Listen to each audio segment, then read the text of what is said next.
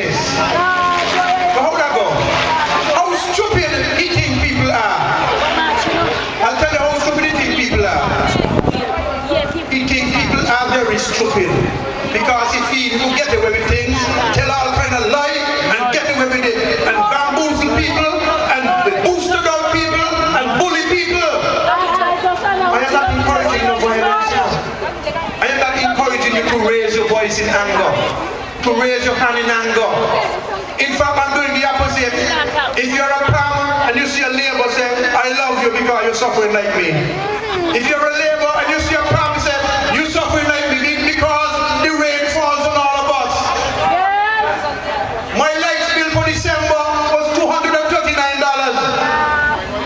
My light bill for January was $745. When I went up there to make noise, they bring it down to $673. That's a 200 and must be 81% increase.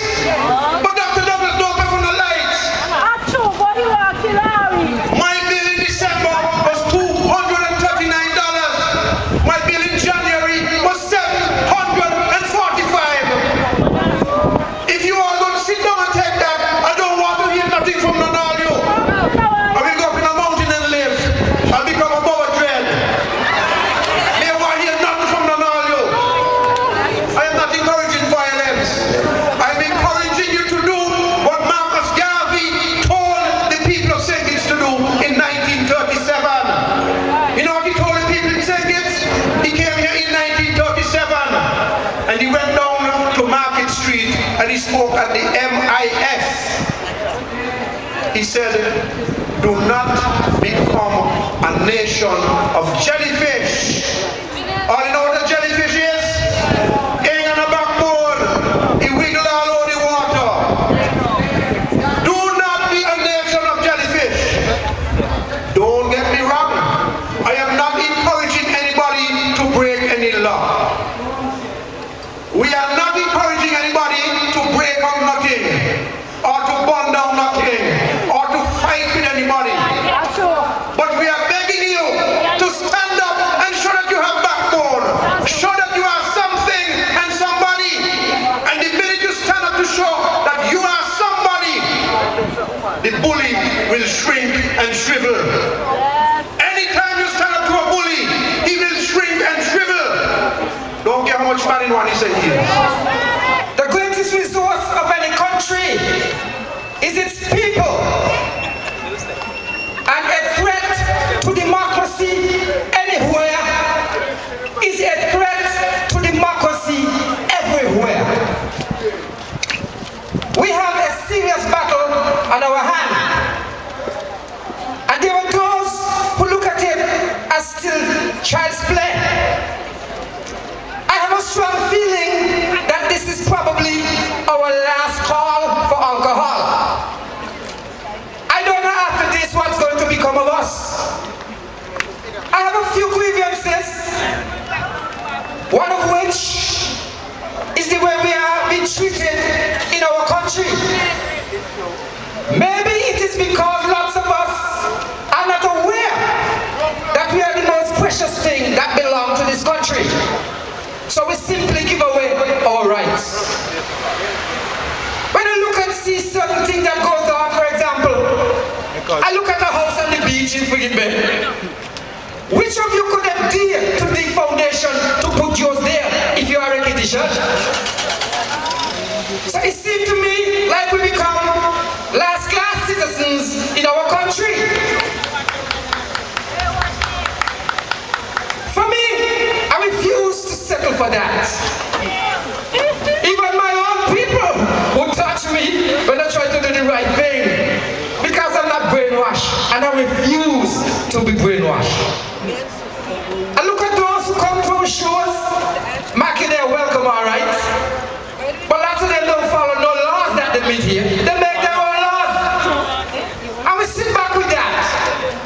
And as soon as one of our own try to step up to the plate, our own bring him down. Down, just stay with me. But I believe if you let me go up, I will have a stronger arm to lift you up with me. But if you keep me down, we are all helpless.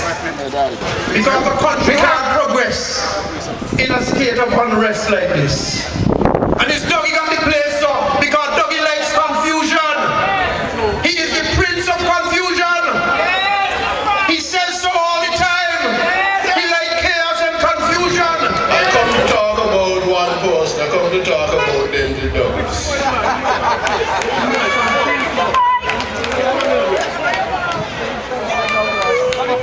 Because in my opinion, Denzel Douglas is the worst thing that we could ever find to lead this country. Yes, I put him there, and that's why I'm talking about him. Believe it or not, our Prime Minister Denzel Douglas has the devil. He tell you so, you know. He said he got 10.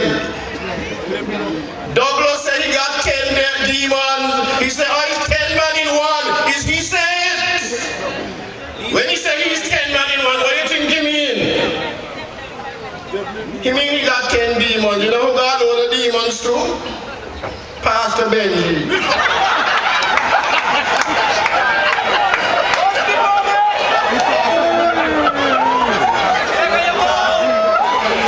When Benji done humbug up the workers list, the voters list, he come the day after the election, he said, well, all right, next time make sure you vote where you live.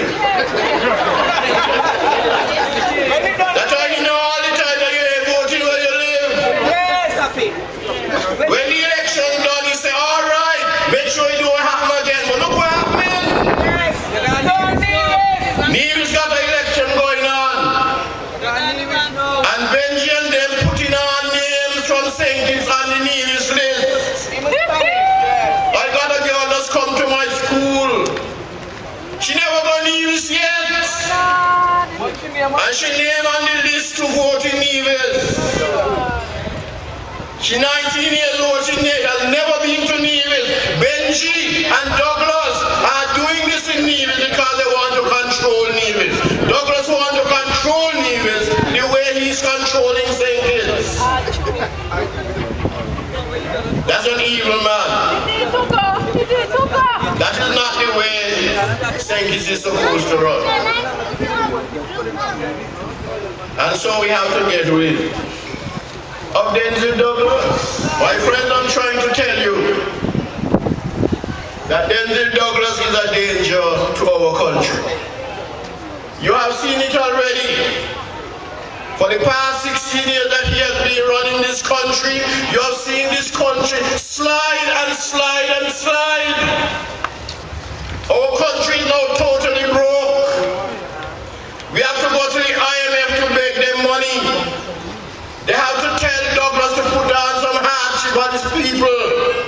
So Douglas put on a VAT. And he's still borrowing money. All that he put on a VAT, he's still borrowing millions of dollars because the country is broke. He's selling our land. So our children won't get any land to live on. It is as serious as that under Douglas. Douglas is an evil, bad man. He's a wicked man, 10 devils in one, and he got Pastor Benji at his side with 7. Lord of mercy, that's 17. Another potential source of instability, Wilkin, you know. Something like that was said by Pam. Man, the Prime Minister jumped on, and he said, Pam, look into the road for the government. Where how he says about Charles. Charles Wilkin said that. Nobody said him on, you know. Douglas was there when Charles Wilkin said so at the forum at Marriott. He ain't said nothing about it. Listen again. Another potential source of instability is our political culture. I am referring to the political tribalism which most people acknowledge as unhealthy but will do nothing about. And our shaky electoral system. You hear what Charles Wilkin said? Not Richard. Charles Wilkin, brilliant lawyer, shaky electoral system. And he goes on. Recent irresponsible statements by Premier Harry of Nevis calling on Nevisians resident in St. Kitts to register to vote in Nevis. That shows how shaky the electoral system is and how political expediency so easily overrides concerns for proper democratic norms. The current system is a recipe for instability. Just said Charles Wilkin again. Hope you're listening. And he then went on to say, if we are to have a vote, wherever you want to vote, then the system must go to proportional representation. I ain't gonna say no more what we'll say. From Octavia, a different bank totally, I got all the transaction numbers. Another $995,000. So that in 2 days, the lady by the name of Sylvester Anthony received the sum of $390,000 from Lex Consulting. The Lord.